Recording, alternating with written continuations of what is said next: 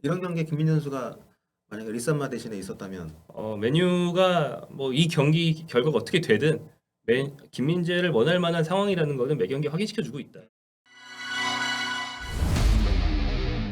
안녕하세요, 볼리TV 서영입니다. 안녕하세요, 김정용입니다. 네, 간밤에 아주 어마어마한 경기가 있었습니다.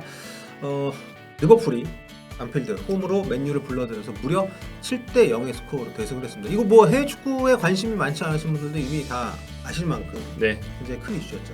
네, 저는 그걸 생방으로 본 자가 되었고, 네. 그래서 지금 눈밑이 좀 떨리네요. 마그네슘 부족으로.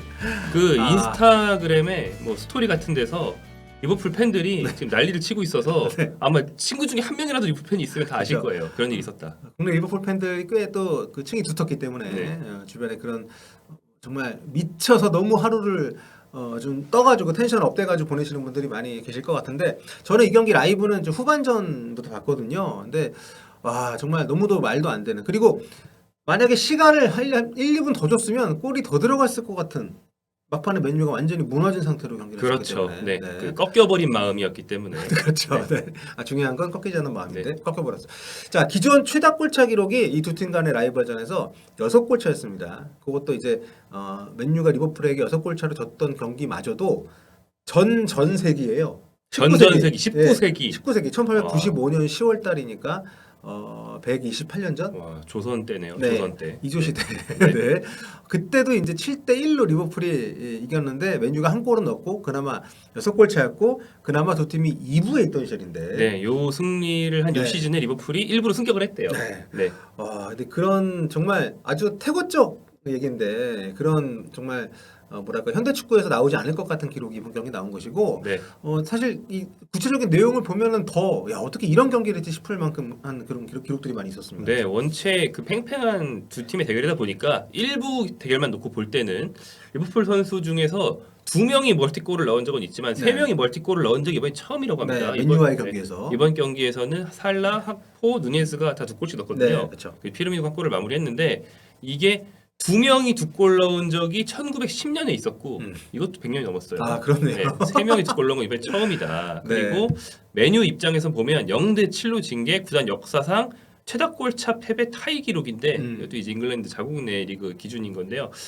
26년도, 30년도, 31년도에 네. 0대 7로 3번 졌고 이번이 4번째라고 하네요. 마지막으로 7대 0 패배를 기록했던 게 1931년 12월 울버햄튼전이었으니까, 와, 요즘 이게- 울버햄턴은 한 10경기 해야 7골 넣는데. 그렇죠. 네. 90한 2년 전 되는 거죠. 네. 진짜 그러니까 이런 역사를 정말 거슬러 올라가서 그 경기를 본 적이 없는, 그 경기를 봤던 분들이 거의 세상에 이제 안 남아 계실 정도로까지 그렇죠. 올라가야만 있었던 일들이 이번 경기 벌어진 건데, 일단 먼저 좀 짚고 가야 될 것은, 당연히 두 팀의 전력차가 이렇게까지 골차가 날만, 이게 사실 뭐랄까요, 지금 뭐 사우스햄튼이나 뭐 아니면 에버튼이나 이런 팀 상대로 7대 0이 놀라운 건데, 맨유를 상대로 리버풀이 7대 0 승리를 했기 때문에 정말 대단하게 우리가 관심을 갖고 있는 건데, 왜냐하면 전력차가 그렇게까지 나지 않을 뿐만 아니라 최근에 오히려 맨유가 상당히 좋았잖아요. 네, 그렇죠. 텐버지 막 얘기 나오고, 네. 리버풀도 물론 최근에 좀 상승세라고는 합니다만 어쨌든 올 시즌에 부진했던 상태이기 때문에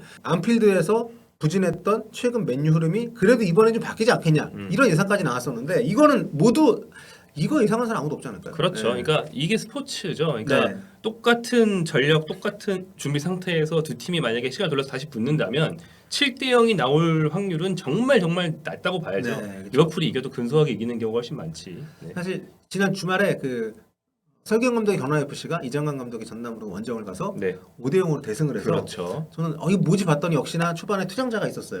아스나기 선수가 생각났어요. 근데 이 경기는 그런 것도 아니었고. 그 제가 기억하기로는 그 소위 말하는 식스 앤더 시티 경기 때도 네. 메뉴에 퇴장자가 있었을 겁니다. 네. 네, 그런데 이거는 그게 아니에요. 네.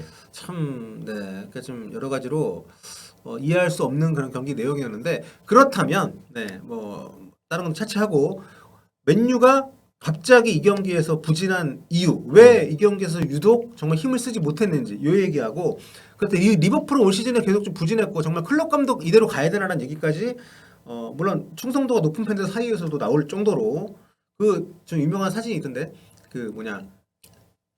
비행기에 이렇게 현수막 달아가지고, 그 하늘에 띄운가요? 네, 클럽 감독 이제 나가야 된다고 그렇게 시위를 한 편이 있을 정도로. 네. 그런데 어떻게 이렇게 다시 팀이 잘 추스러지고 이런 상태까지 왔는지 이 두 얘기를 좀 해보려고 하는데 자 맨유가 이번 경기에서 왜 이렇게 정말 부진했을까요? 네, 일단 메뉴가 지난주까지만 해도 뭐 무슨 세계 최강팀인 것처럼 굉장히 좀 호들갑에 가까운 요즘 인터넷 유행어로 근들갑이라고 그러던데 근질감은 뭐예요? 뭐야? 그냥 흔들갑을 좀 꼬은 겁니다. 아 근자감 뭐 이런 근데 거. 어원은 뭐 크게 중요하지 않은 것 같아요. 아무튼 저도 정확히 모르지만 많이 네. 쓰더라고요. 근들갑을 떨었는데 그럴만 했거든요. 그쵸. 뉴캐슬 잡으면서 당시에는 유럽에서 유일하게 4관왕이 가능한 팀이다. 뭐 이런 말도 했었고 명백한 가능성이 열려 있으니까 네.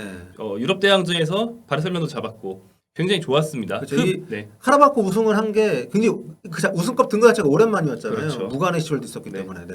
퍼거슨 이후로 무리뉴 때 한 번 하고 이번이 두 번째인 걸로 제가 기억을 하는데 그런데 이제 메뉴가 그래서 단 일주일 만에 뭐 부상자가 엄청 나온 것도 아닌데 그렇죠. 뭐 그렇게 전력이 몰락한 건 아닙니다. 하지만 애초에 메뉴의 어떤 선수 구성, 선수들의 클래스 이런 것들이 프리미어리그에서 지금 제일 잘 나갈 정도로 높았냐?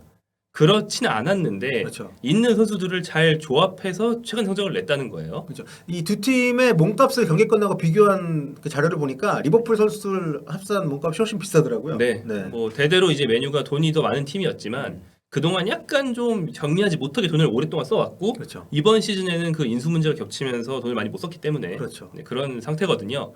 테나 감독이 그래서 좋은 평가를 받아온 거죠. 이 팀이 교체 카드가 잘 먹히고 네. 선발 때 짜온 판이 좋은 경우도 있고 그게 안 되면 후반에 교체 카드로 승리한 경우가 많았습니다. 예를 들어서 이 팀의 현재 최고 공격수인 레시퍼드 27골 중에 7골이 교체 투입됐을 때니까 상당히 비중이 높고 산초도 5분의 2 가르나초도 3분의 2 이렇게 교체 투입됐을 때 골을 많이 넣는 팀이에요. 근데 이날은 쉽게 말해서 전력 이상의 판짜기를 보여줘 왔던 그간의 테나가 아니고 약간 자충수에 가까운 좀 리버풀에 맞지 않는 그런 조합을 들고 나오고 말았다. 이게 문제라고 할 수 있겠죠. 네. 사실 얘기하신 것처럼 그 스타팅 본인이 생각했던 플랜 A가 먹히지 않았을 때 플랜 B를 어떤 시점에 또 어떤 방식으로 바꾸느냐. 요게 이때 감독의 이제 능력이고 그걸 통해서 테나 감독이 성과를 좀 많이 내왔다고 할 수 있는데 이날은 일단 그러니까 플랜 A에 좀 문제가 있었다는 거죠. 네, 네. 플랜 A가 뭐 사실 문제가 있었어도 버티기만 했으면 네. 낫겠지만 플랜 A 상태에서 이미 대량 실점을 했기 때문에 뒤집을 수 없었는데 그 플랜 A의 문제는 무엇이었냐? 이 팀은 이제 공격엔 뭐 레시포드 있고요. 네. 수미는 카세미로 중심이고 수비 포백이랑 이제 대야까지 정해져 있는데 이선 조합만 계속 바뀌거든요. 그런데 베호르스트 공미를 꺼냈어요. 뭐 네덜란드 대표팀 월드컵 보신 분들도 아시겠지만 이게 장신의 스트라이커고 그렇죠. 근데 지금 이번 시즌에 공격수 역이 마땅치 않다 보니까 임대로 데리고 와서 이 친구가 정말 뭐 고참이고 뭐 골을 많이 못 넣는 선수도 아니지만 정말 미친 듯이 뛰더라고요. 네, 뭐 네. 활동량도 좋고 기본기 괜찮고 팀 플레이에 대한 의식이 확실하니까 그렇다 하더라도 이 친구를 미들로 내리는 거는 약간 좀 변칙이 될 수 있어도 상수가 되기는 어렵지 않나 싶었는데 이제 그 그렇죠. 부분이 이번 경기에서 네네. 좀 그동안은 이제 보통은 스트라이커로 썼는데 네. 베오르스트가 상대 수비를 끌어주고 이선이 침투하는 시기가 더 잦았고 뭐 후스코드 기준으로 베오르스트가 아이게 공미라고 분류된 경기는 예전에 한 번 있었어요. 레스터. 네. 레스터는 이제 메뉴보다 약하잖아요. 그 팀을 공략하기 위해서 베오르스트가 이 선으로 기용이 됐는데 이날 베오르스트 공미 브루노 페르난데스 오른쪽 윙어 이 조합이 먹혔어요. 그래서 3대0으로 이겼거든요. 하지만 이번 경기에서도 베오르스트가 이 선에 있다는 거는 이제 원래 공격수니까 그렇죠. 맞불을 놓기로 한 거라고 볼 수 있는데 이게 중원의 큰 문제를 야기하면서 뭐 다른 경기 조금 더 여유 있는 경기에서는 와 거의 미드필더 수준으로 중원 플레이를 잘한다 이런 말을 들었지만 이날은 아니었거든요. 네. 공수 양면에서 거의 삭제되면서 결국 메뉴는 수비형 미드필더 2명만 있는데 리버풀은 늘 4-3 쓰니까 3대 2로 중원에서 밀리는 그런 굉장히 안 좋을 것 같습니다. 네, 그렇죠. 자, 그런 부분, 그러니까 특히 저는 이날 뒤에 우리가 또 그 얘기가 나올 줄 모르겠는데 하빌리오시 이날 잘했습니다. 뭐 네, 그러니까 있습니다. 공격 포인트 이걸 떠나가지고 정말 중원에서 엄청 해집고 다니면서 특히 이제 카세미르 선수가 자리를 벗어나게끔 많이 좀 뛰어다니고 요게 어떻게 보면 지금 얘기하신 것처럼 베우르스트 선수를 그 앞에 둔 거랑 좀 사마띠 아니냐는 그렇죠. 네. 이런 상황이 된 것이 아닌가. 네, 그렇습니다. 네, 그래서 지금 또 거기다가 앞쪽에 있었던 이날 저는 그 브루노 페르난데스 네. 야, 이 멘탈적으로 후반에 너무 실망을 제가 많이 했는데 네. 아무튼 그걸 떠나서 전술적으로도 이런 그 테나 감독의 선택 자체가 1차적으로 문제였고 네. 근데 교체 카드도 사실 전혀 뭐 아무 효과가 없었다고 봐야 되는 거죠. 그러니까 이날은 이미 선발 라인업에서 너무 크게 진 상태가 되어 버렸기 때문에 네.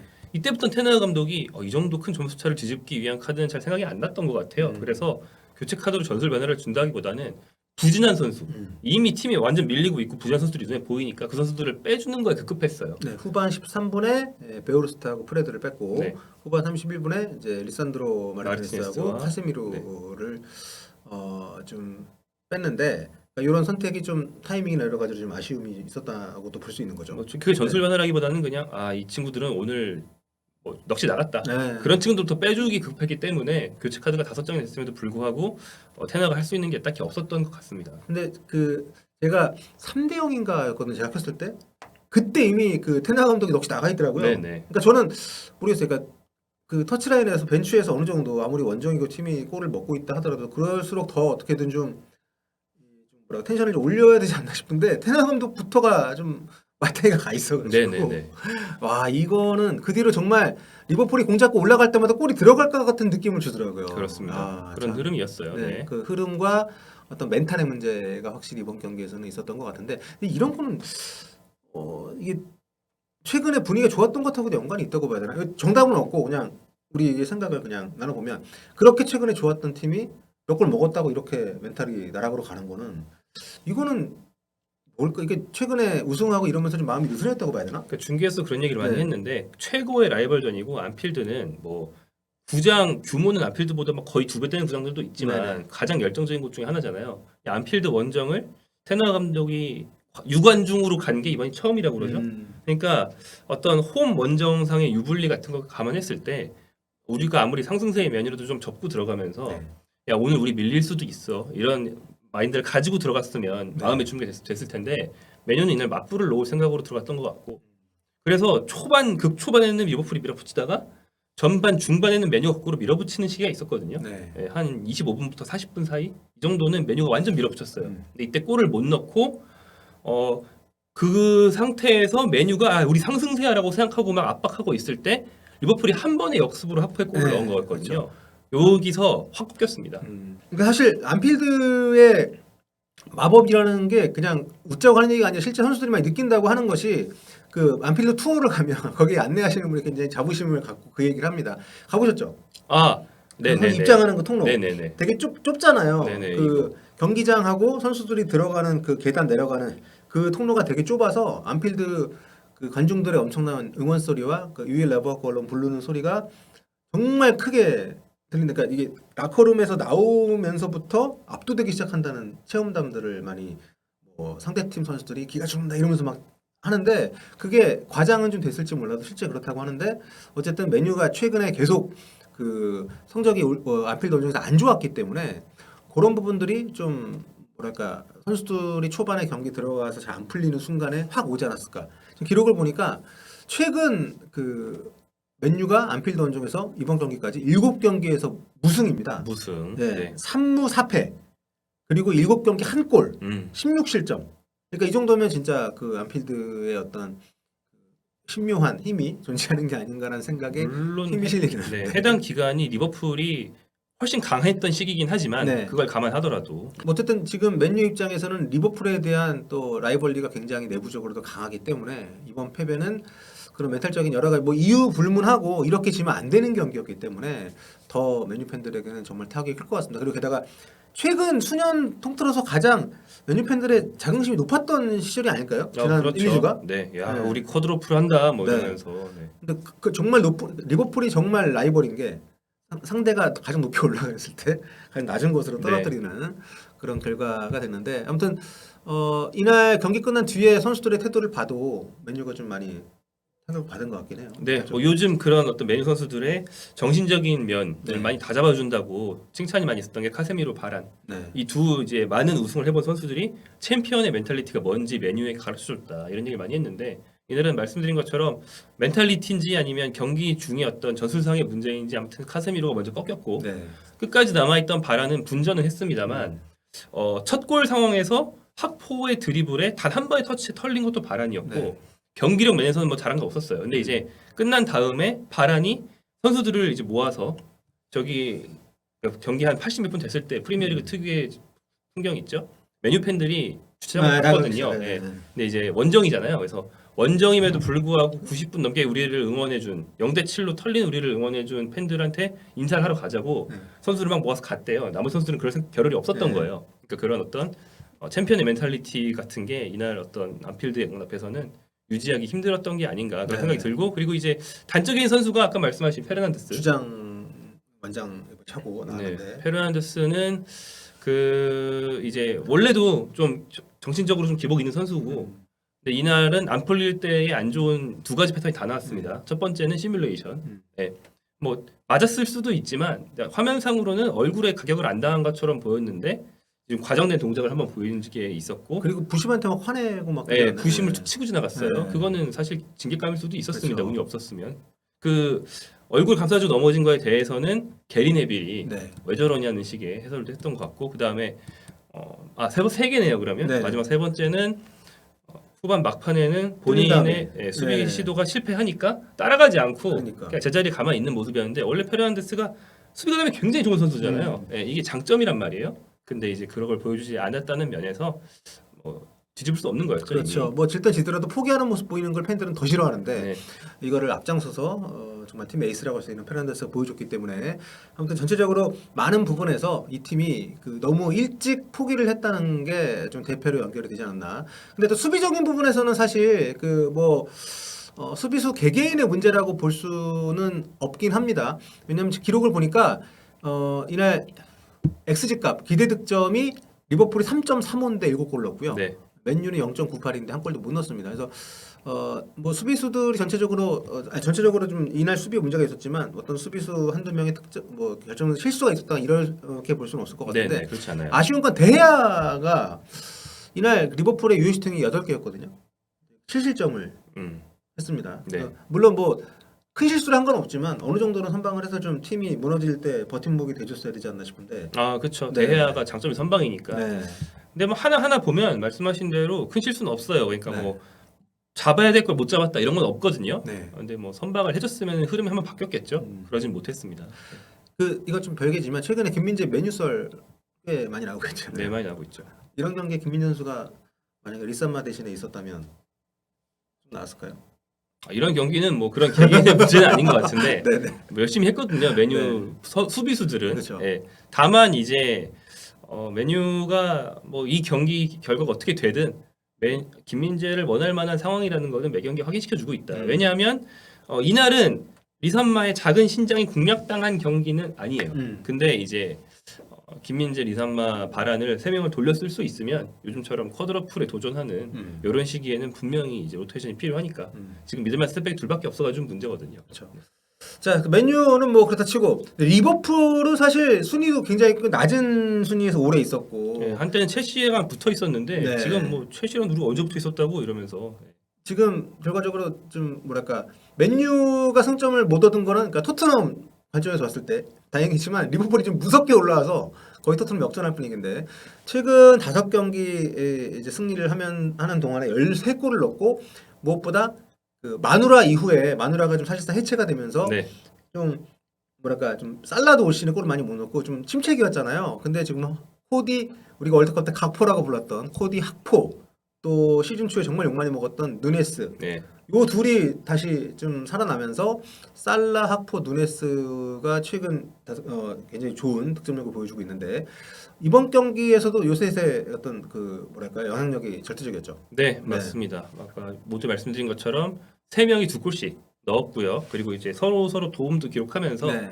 굉장한 경기를 했는데 살라 중심이죠. 아무래도 살라는 이제 20골 돌파했습니다. 살라의 개인 컨디션도 요즘에 괜찮고요.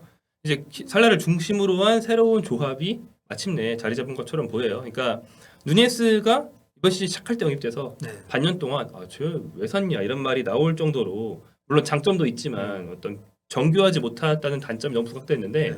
학포가 1월에 들어와서 초반에는 좀 잘 안 보였거든요. 네. 왜냐면 이제 학포는 좀 특이한 선수라고 할 수 있는데 월드컵 때도 초반에 보면은 하이라이트형 선수라고 해야 되나? 네. 골이나 어시 상황에만 보이고 조별리그 때 정경기 골을 넣었는데 근데 조별리그 때도 다른 상황에는 터치를 거의 안 하는 걸로 보일 정도로 실제로 터치기로 되게 적어요. 네. 그러니까 공을 정말 효율적일 때만 잡는 선수거든요. 그렇죠. 오프더볼 위주의 공격수라고 해야 되나? 그렇죠. 그런 거, 네. 예. 네. 그러니까 위협적인 위치를 잡으려고 움직이지 좀 남을 위해서 희생하면서 뒤에서 공을 돌리는 걸 좀 덜하는 선수였단 말이죠. 몸싸움 별로 안 좋아하는 느낌. 네. 네. 키는 크고 근데 몸싸움 별로 안 좋아하고 그런데 이제 그런 면에서 보면은 피르미노의 역할을 계승하는 게 거의 불가능해 보였는데 피르미노는 반대로 희생 그 자체였으니까. 그쵸. 근데 메뉴전 같은 경우에는 왕년의 피르미노처럼 막 돋보이는 압박이 별로 없지만 79분 뛰면서 볼 터치 44회로 적지 않고요. 네. 태클 시도 4회. 그러니까 성공은 둘째치고 시도를 4회 했다는 거는 압박 시도를 많이 했다는 걸 증명하는 지표라고 볼 수 있거든요. 그러니까 피르미노 롤 비슷한 것에 좀 적응하기 위해 노력 중이라는 걸 보여줬다. 네. 그러면서 동시에 본인의 가장 큰 장점인 공을 잠깐만 잡아도 상대를 부실 수 있다는 거. 그러니까 그 첫 골 장면에서 볼 터치 한 번으로 바란을 무너뜨리고 네. 바로 골을 넣는 그런 간결한 플레이까지 보여주면서 자신의 장점을 보여줬습니다. 그 누네스가 마네를 또 학포가 피르미노를 대체하는 네, 뭐 게다가 좀 다른 마지막 조합이지만 7번째 골을 또 올 시즌 끝나고 팀을 떠나기로 결정했던 피르미노가 넣었다는 것도 굉장히 스토리상으로 좋았는데 네. 아무튼 코디 학포의 영향력이 이번 경기에서 확실하게 발휘가 되지 않았나. 볼 터치 42번, 또 경합 상황에서 8번 승리. 상대 박스 안에서의 터치만 4번, 슈팅 3번 했는데 유슈팅 2개였고 거기다 골로 들어가는 아주 결정적 역할을 했습니다. 김정 기자 볼 때는 이날 MOM 공식적으로는 살라가 선정이 됐던데 누구로 보십니까? 뭐 MOM을 꼽는다면 살라지만 네. 뭐 살라 다음으로 저희가 언급해야 될 선수가 있다면 네. 쓰리톱은 뭐 다 얘기하는 거고 네. 엘리언 얘기를 해야 되지 않나 생각이 됩니다. 이날 하비 엘리엇 사실 이 친구가 좀 선발로 나왔다가 별 영향가 없이 교체되는 경기가 되게 많은데 네. 이날은 굉장히 잘하더라고요. 맞습니다.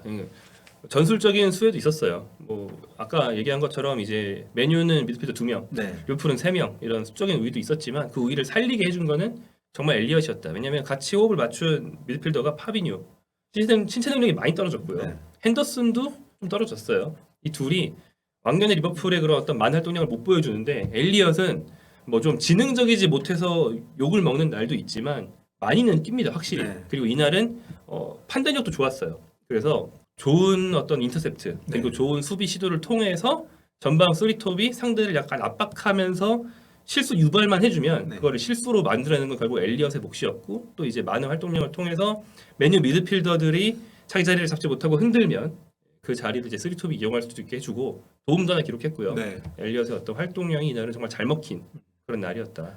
약간 포지션은 다르긴 한데 저는 개인적으로 약간 박지성 선수 메뉴실 느낌을 좀 받아가지고 뭐 그런 류의 선수죠. 네. 네. 좀 170밖에 안 되거든요. 네. 뭐 그건 타고난 거기 때문에 어쩔 수 없지만 활동량과 지능으로 극복해야 되는 선수인데 기술과 어떤 활동량은 원래 있는데 지능이 좀 기복이 있어요. 축구 지능이 어떻게 보면 있어서. 네. 네. 이날은 확실히 좋았습니다. 그렇습니다. 뭐 슈팅도 뭐 3번 기록을 했고 유슈팅 또 도움도 하나 기록을 했고 드리블 성공도 있었고 상당히 인상적인 활약이었습니다. 사실 뭐 이렇게 대승을 하는 경기에서는 한두 선수가 잘해가지고 이기는 건 아니지만 어쨌든 이날 경기에서는 엘리엇 선수의 활약이 굉장히 좀 인상적이었다 이렇게 말씀드릴 수 있을 것 같고요.